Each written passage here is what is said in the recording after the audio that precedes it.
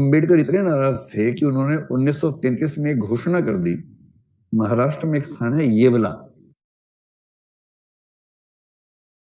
वहां उनकी एक सभा हुई और उस सभा में घोषणा की अंबेडकर जी ने, और उन्होंने मतलब 1933 के आसपास से वो धर्मांतरण के मूड में आ चुके थे।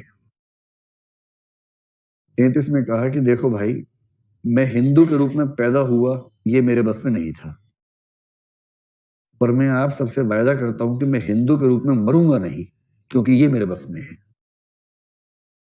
और ये वो पॉइंट है जहां पर उन्होंने हिंदू धर्म को खारिज करने की बात कही, क्योंकि हिंदू धर्म, उनका कहना है कि दुनिया का अकेला संगठित व्यवस्थित धर्म है जो अपने ही नागरिकों को मनुष्यों से नीचे मानता है।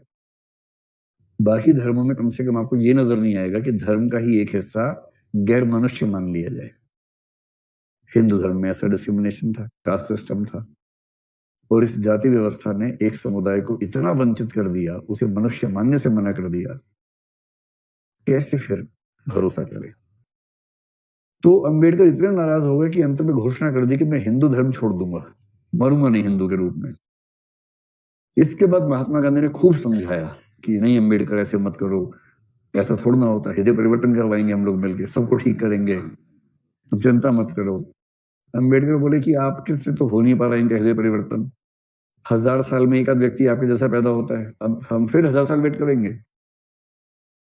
तो महात्मा गांधी के तर्क उनको संतुष्ट कर नहीं पाए और फाइनली वो आक्रामक रहे। उनका महत्व बढ़ता गया इन सब समुदायों के बीच में। हिंदू महिलाओं के पक्ष में और सब महिलाओं के पक्ष में उनकी जिद थी कि यूनिफॉर्म सिविल कोड आना चाहिए, ताकि महिलाओं को उतने ही अधिकार मिल सके जितने अधिकार पुरुषों के हैं।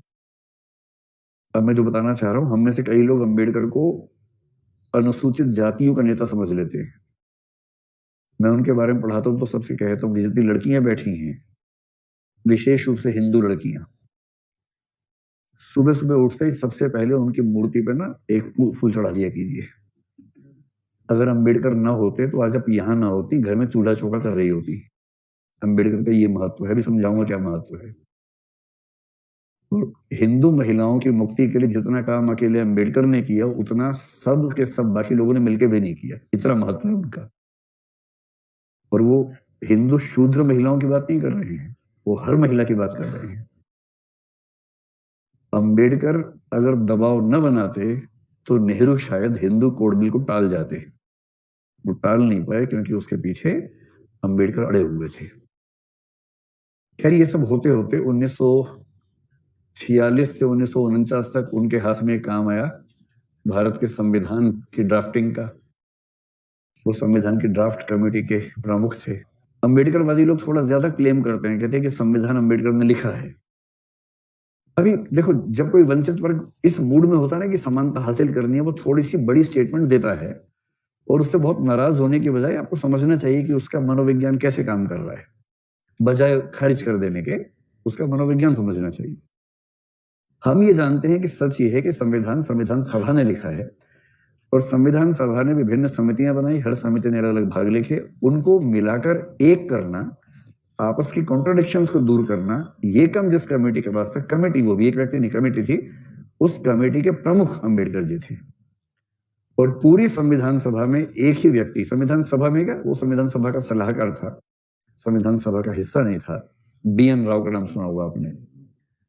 पूरी उस सभा या सभा के सलाहकारों में एक व्यक्ति था जो अंबेडकर के आसपास कहीं टिकता था संविधान की समझ में, कानून की समझ में, वो BN राव थे। और BN राव ने हमारे संविधान की दिशा तय करने में बड़ी भूमिका निभाई, अंबेडकर ने भी निभाई। और क्योंकि संविधान अंबेडकर के हाथ में था, और क्योंकि महात्मा गांधी की इस प्रोसेस के बीच में मृत्यु हो गई थी, अंबेडकर ने कुछ कमाल तो संविधान में कर दिया। मूल अधिकारों में सबसे पहले 14 से 18 तक कौन सा अधिकार है? सबसे पहले समानता का अधिकार। अगर उदारवादियों की चलती, पहले स्वतंत्रता का आता, फिर समानता का आता, पहले कौन सा आया, ये बड़ा महत्वपूर्ण है। और समानता के अधिकार की बात करते हुए अगर आप आर्टिकल 15 को पढ़ेंगे तो उसमें स्पष्ट रूप से लिखा है, कुएं, मंदिर आदि, उन सब पे सबकी एंट्री उपलब्ध होगी। आप समझ सकते हैं कि उसके पीछे का भाव क्या है, दर्द क्या है। आर्टिकल 17 सीधे सीधे इसीलिए है, अस्पृश्यताकांत किया जाता है। महात्मा गांधी ने खूब कहा कि पंचायती राज को महत्व देना, पंचायती राज को महत्व देना। बीच में चिट्ठी लिखते थे संविधान सभा को। महात्मा गांधी बड़े आदमी थे, संविधान सभा तो बच्चे बैठे हुए थे, तो संविधान सभा का हिस्सा नहीं बने महात्मा गांधी। बोले तो बच्चे, मैं क्या करूंगा इसमें आके। तो बच्चे लोग संविधान बना रहे थे। महात्मा गांधी को पता लगा कि ये लोग पंचायती राज पे ध्यान नहीं दे रहे हैं। एक चिट्ठी लिख दी कि मुझे पता चल रहा है कि आप लोग पंचायती राज पे कम ध्यान दे रहे हैं, मेरी सलाह है कि उस पर ध्यान ज्यादा दें। भाव ये था कि वरना मैं अंडरस्टैंड कर दूंगा, ध्यान रखना। और गांधी जी अगर संविधान सभा के खिलाफ अंश पे बैठ जाते, संविधान सभा की क्या हैसियत थी उनके सामने, सब पिट जाते हो किस दिन। तो सबने कहा नहीं हम ध्यान देंगे, ध्यान देंगे। फिर महात्मा गांधी का देहावसान हो गया। अंबेडकर पंचायती राज के घोर विरोधी थे। उनको अच्छे से पता था कि पंचायत के नाम पे जो दबंगई होती है गांव के अंदर, वो सवर्ण पुरुषों की ही होती है। अगर आपने अपने गांव की पंचायत देखी हो, एक तो जो पंचायत अभी बनती है 73rd 74th अमेंडमेंट के तहत, 73rd के तहत, उसमें तो आरक्षण हो गया थोड़ा बहुत। आरक्षण के बाद भी स्थिति क्या है हमें पता ही है अच्छे तरीके से, है ना। आरक्षण के बाद भी क्या हालत है पता है। उस आरक्षण से पहले की पंचायतों को याद कीजिए, जिसके लिए प्रेमचंद पंच परमेश्वर लिखे गए थे। उन पंचायतों में कभी कोई औरत दिखी आप लोगों को, या हमेशा पुरुष ही दिखते हैं वहां पर? सारे के सारे सवर्ण बुढ़े पुरुष इकट्ठे हो जाते हैं। 3 शर्तें हैं उसमें होने की, सवर्ण होना, बुढ़ा होना, पुरुष होना।